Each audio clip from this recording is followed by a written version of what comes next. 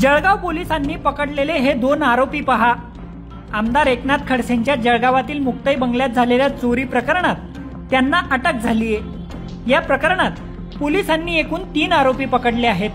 काही मुद्देमाल पण हस्तगत केलाय, पण तरीही या प्रकरणाचा सस्पेन्स कायम आहे। माझ्या बंगल्यातून सीडी पेनड्राईव्ह सह महत्त्वाच्या कागदपत्रांची चोरी झाल्याचा दावा एकनाथ खडसेंनी केला होता। मात्र आतापर्यंतच्या पोलीस तपासात तसं काहीही समोर आलेलं नाहीये।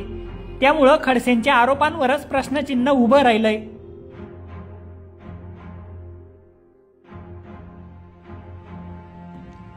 जळगावातील शिवराम नगरात एकनाथ खडसेंचा मुक्ताई नावाचा बंगला आहे। 27 ऑक्टोबरच्या रात्री या बंगल्यात चोरी झाली होती। चोरट्यांनी सोने चांदीचे दागिने चोरल्याची तक्रार रामानंद नगर पोलीस ठाण्यात दाखल झाली होती। त्यानंतर घटनेच्या 3ऱ्या दिवशी खडसेंनी बंगल्यातून सीडी पेनड्राईव्ह सह महत्त्वाच्या कागदपत्रांची चोरी झाल्याचा आरोप करत खळबळ उडून दिली होती। पण आतापर्यंतच्या पोलीस तपासात भलतंच समोर आलंय। पोलिसांनी ज्या 3 आरोपींना अटक केली आहे त्यांच्याकडे ना सीडी मिळाली, ना पेनड्राईव्ह, ना कुठले कागदपत्र, असं पोलीस सांगतायत। 27-28 ऑक्टोबरच्या रात्री जळगाव शहरामध्ये मुक्ताई बंगला याच्यामध्ये घरफोडीचे गुन्हा झाले होते। त्याच्या अनुषंगाने रामानंद पोलीस स्टेशनमध्ये घरफोडीचं कलम लावून गुन्हा दाखल करण्यात आलेला आहे। आणि त्याच्यामधलं फिर्यादी आहे चेतन देशमुख यांनी फिर्याद दिलं होतं की म्हणजे सोने आणि चांदी सर्व मिळून 6,70,000 रुपयाचं मुद्देमाल गेले म्हणून त्यांनी फिर्याद दिलं होतं। मग त्याच्या अनुषंगाने आम्ही तपास सुरू केला आणि तपास दरम्यान ही समजलं की म्हणजे त्यांनी रात्रीच्या वेळी अंदाजे 1.5-2 तास तिथं घरात होते आणि सर्व वस्तू त्यांनी शोधून सोने आणि चांदीच्या वस्तू घेऊन गेला असं निष्पन्न झालं। मग त्याच्यामधून म्हणजे त्यांनी जे गाडीत आलं होत्या मग त्या विषयावर माहिती काढलं आणि सखोल चौकशी केल्यावर जळगावचाच रहिवासी आहे जियाउद्दीन शेख यांचा 2 व्हीलर होते असं निष्पन्न झालं। मग ह्यांना मदत केली म्हणून त्यांना अटक करण्यात आले होते 30 तारीख। आणि नंतर ही जे कोणी ऍक्च्युअल घरफोडी केलं होते 3 आरोपींचं नाव निष्पन्न झालंय आणि 3 आरोपी उल्हासनगरचे रहिवासी होते। मग त्याच्या अनुषंगाने आपलं टीम उल्हासनगरला गेलं आणि त्यांना चौकशी तपास केले की 3 आरोपी ऑलरेडी फरार झाले होते।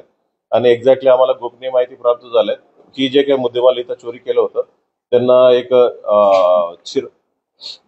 चिराग सय्यद म्हणून ह्या माणसाला विक्री करण्यासाठी त्यांनी ही पूर्ण मुद्देमाल दिला।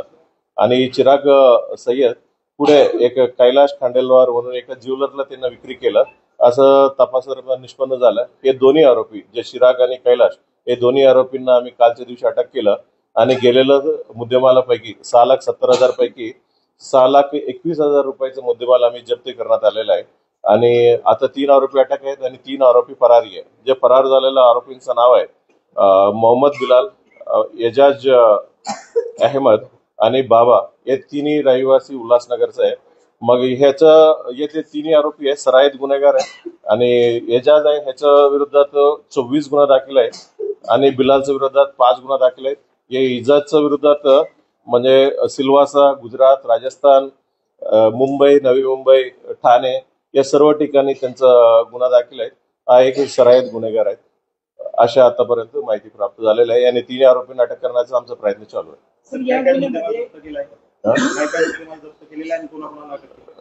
मुद्देमालापैकी 28 ग्रामचं पूर्ण सोनं जसं की तसं भेटलेलं आहे आणि 32 ग्रामचं लगडच्या स्वरूपात आम्हाला मुद्देमाल जप्त करण्यात आलेला आहे आणि उरलेलं एक चांदीचं गणपतीचं मूर्ती एक आम्ही जप्त करण्यात आलेला आहे। किती आरोपींचा सहभागी असेल?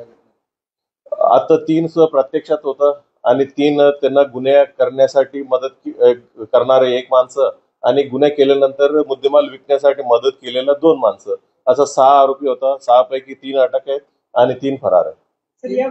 मुख्य आरोपी एजाज म्हणून आणि एजाज आणि बिलाल हे 2 मुख्य आरोपी आहेत। अद्याप फरार बरोबर आहे। सर, या घटनेमध्ये खडसेंनी एक आरोप केलेला होता की आपल्या घरातले कागदपत्र सीडी देखील चोरीला गेलेला आहे। त्या संदर्भात पोलिसांच्या तपासात काही समोर आलं?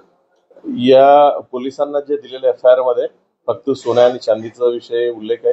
मग त्या विषयावर तेवढंच आहे। त्याच्यानंतर कुठल्या पुराव्याने जबाब देखील आम्हाला काही प्राप्त झालेलं नाहीये म्हणून त्याच्यावरती मला काही कमेंट करता येत नाही। तरी म्हणजे जे काही अटक झालेले आरोपी आहे, सुरुवातीला जळगावचा जे आरोपी आहे त्याने पूर्ण मुद्देमाल पाहिलं होतं।